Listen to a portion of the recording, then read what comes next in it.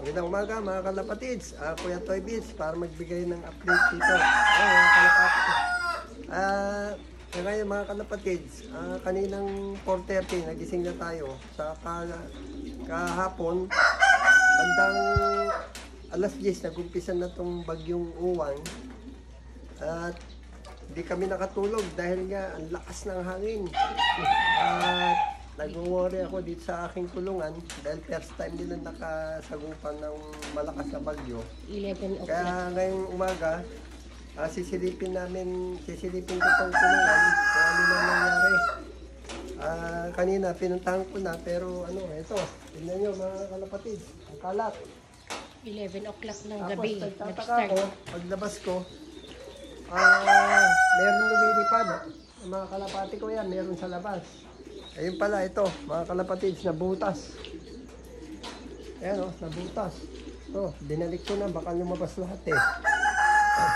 Tapos yung pagitan ng kulungan ng ay mga young birds, may mga Japan na mga napisa. Ito ang nangyari. Yan, papakita ko sa inyo. Bakit tayo? Ito, nawasak oh. Yan.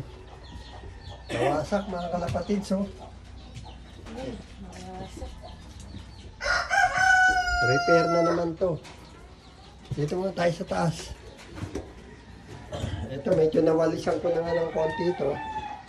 Ayun, may nakalabas na mga kalapati natin. Pero flyer yan. Walang problema. Ano yan? Ito sa kapitbahay namin oh. Ito, natanggal yun dito oh. Yung signal number 5 kasi rito. Tapos ito oh, natanggal yung pagkaka-welding. Yan. Ito yung kumakalampag kagabi. Ito hindi nahulog. Yan, sa kapitbahay namin oh. Wash out yung mga ano nila dyan oh. So napuno ng dahon tong loop natin. Yun naman sa bandaron, yun, yung puno ng nyug.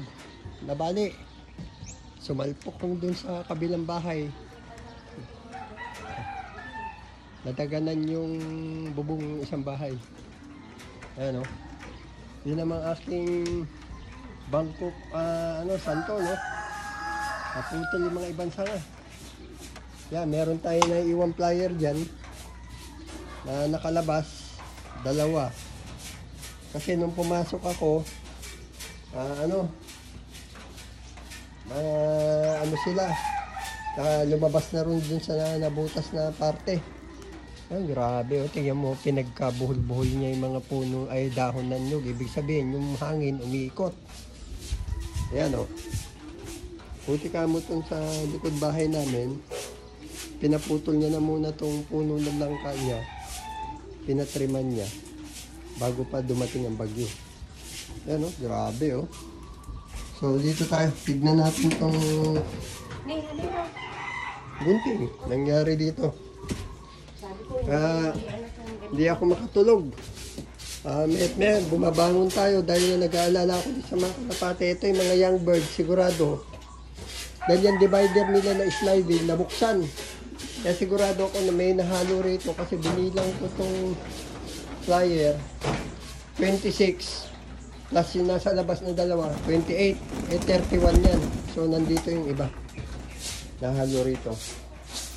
Sana hindi naman nahalo itong mga young birds doon sa kabila at may butas. Baka sila ang lumipad. Kaya, checkin natin mamaya. Pansamantala, hinarangan ko muna yung nabutas. Hindi natanggal, siya rin ang hinarang ko. Masyado malapit yung pagkaka-rebit. Kaya, ayun nangyari ganyan. Ayan sila, oh, mga flyer natin. Binilang ko sila kanina. Yan, talagang general cleaning tayo ngayon. Sobra. Kagabi pa, hindi ko gusto kong puntahan itong mga kalapate pero sobrang lakas ng hangin at may mga nagliliparan mga yero. Kaya nakakatakot din lumakas. Ang ginawa ko, yung mga alaga ko ritong iba, sinafety ko lang. Yan o. Ito sila, yung mga ating mga stock birds na mga direct Japan. Okay naman sila, safety, pero titignan na natin, baka may natuklap na, ano, baka makalabas sila. At silipin natin, ano, kada kwarto. Okay. No problem, walang nakalabas. Ganun din sa taas, walang na-damage. Grabe ang lakas. Yun lang ako naka-experience ng ganito lakas na bagyo. First time na nandito kung nakauwi akong Pilipinas. Ngayon ko na na-experience ang ganito. Ang kainan nila, oh. Ito na lang, may takip at hindi, ano. Ito naman. Oh, yan. Buti ka mo itong sapin mo. Hindi na, ano, hindi nabasa itong ating imakay. Yan, itong damage ko. Yung sa taas, tatali ko muna yan. Ganun muna siya. Ito, oh. Punit. Yung ating Hardiplex. Kasi yung gumawa, masyadong kanto. Hindi niya nilagyan dito ng angular para doon niya iniribit sana. Marami na naman tayong asikasuin. Yung mga kalendaryo ko doon sa taas, nagsiwalaan. Yan. Yung mga resulta ng ating mga lipad nung araw sa Japan. Punit na. Wala na tayong ano, remembrance dun sa ating mga sinalihan dun sa Japan na mga liparan. Ito, okay naman sila rito. Kaso ang dumi. Yung mga manok ko okay naman. Yung iba nandun. Yung mga manok ko doon, kinuha ko pa, kasagsagan ng lakas ng hangin, kinuha ko pa rin sa kabila, nagliliparan ng mga sanga. Oo, papalabasin. Sarap. Yan, silipin natin dito sa kabilang side. Yan, sus, ang daming lilinisin. Pero unahin ko muna linisin yung ating kulungan. Ito, kalilipat lang namin ito eh. Nailipad yung bubong. Kaya may mga manok dyan. Kinuha ko. Ayun o, tas-tas o na o. Ayun, yung puno o. Natumba. Sa akin naman, naputulan ng sa tatlong sanga. Sa sobrang lakas niya talaga. Oh, itong kalat na iniwan ni Uwan. Bagyo. Signal number 5 kasi kami rito, mga kalapatids. Grabe. Ito, yung manok ko rito kagabi. Huli ko ng 3, tatakbo ko doon. Meron, buti na may malaking lagayan ng ano, ng aso, ng biyahe namin. Doon ko muna sa pansamantala nilagay, babalik ko muna itong mga bubong nila. Oh, nasira na. Nabaksakan na to. Ito sanang nadali na eh. Para hindi ko na problema. Yan oh. Yung pinag-iitlogan ng aking mga Rhode Island. Ito naman yung aking mga pananim na ano. Na, oh, yero. Yan. Sa natenggang swimming pool natin. Napunta dyan yung mga yero. Yung takip ng aso yan eh. Kaya kagabi, kasagsagan ng lakas ng bagyo. Sinilong ko yung aking Belgian kasi nga kawawa. Nababasa. Yan, ang damage na iniwan. So, lipat naman tayo sa harapan. Mamaya, babalik sa kulungan. Oh. Nasira yung aking balag. Alisin ko na yan. Pero mahuli muna yan. Unahin muna natin yung ating mga alaga. Yan. Ayan, buti ka mo ang hangin pa ganon. Kasi nung minsan bumagyo, ang hangin pa ganito, yun, nasibak yung aking bakod. Buti ka mo pa ganon yung hangin. Ito ang inaano ko sana naalis eh. Ayan o. Kasi nakagawin na rito sa may loob ng bahay ko. Eh, araw-araw nagwawalis ng dahon. Yan. Dito naman, wala namang gano. Ito lang mga ano eh. Yan yung Belgian, no? Yung sinilong ko kagabi kasi kalakasan ng ulan. Kawawa. Ito yung ating mga halaman, no? Yung talong, wala na. Pero babangunin natin yan. Baka pwede pa kasi malaking na itutulong yan pagka ito, naku, nasira na yung aking gabing malaki, oh. Yun, sinasabi ko, yung puno ng nyog. Tumba. Ayan, oh. Baksakan yung isang bahay.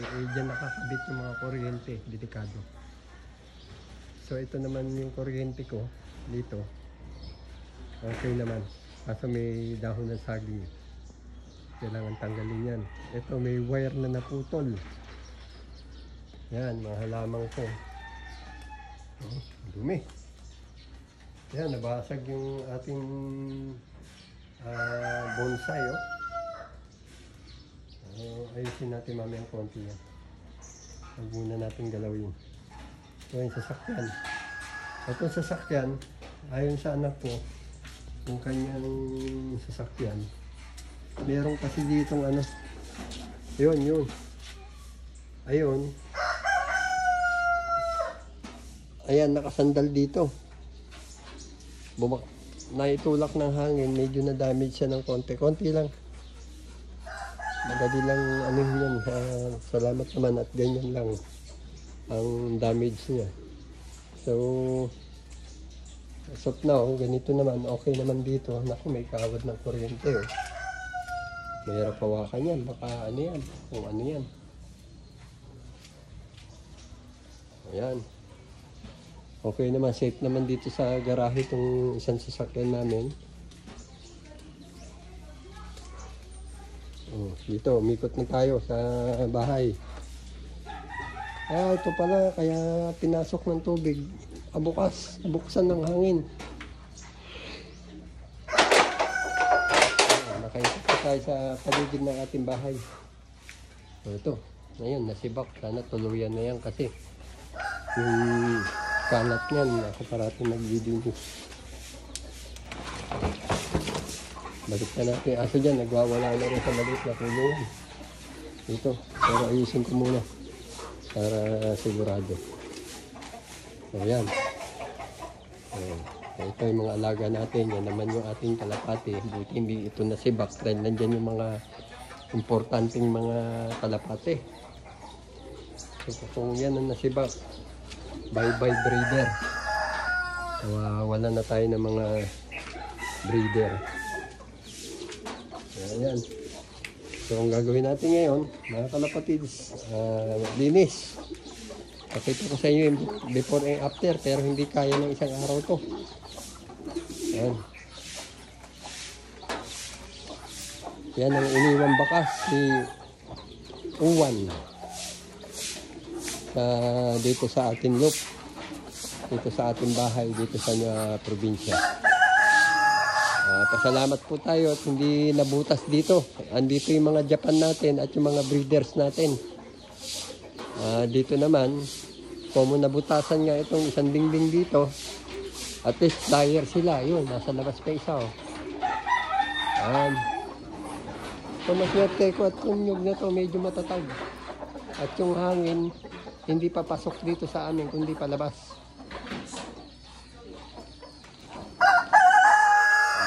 Ating mga Rhode Island. So dito naman sa ating breeder, okay naman sila. Yung mga Japan line natin na direct. Inakit ko na kasi mga dati kong kalapate, binaba ko na yung mga Japan at umpisan at natin nagkukondisyon at nagbe-breed. Magbe-breed na tayo uli. For yung iba, second clutch, yung iba, first clutch. So, yan.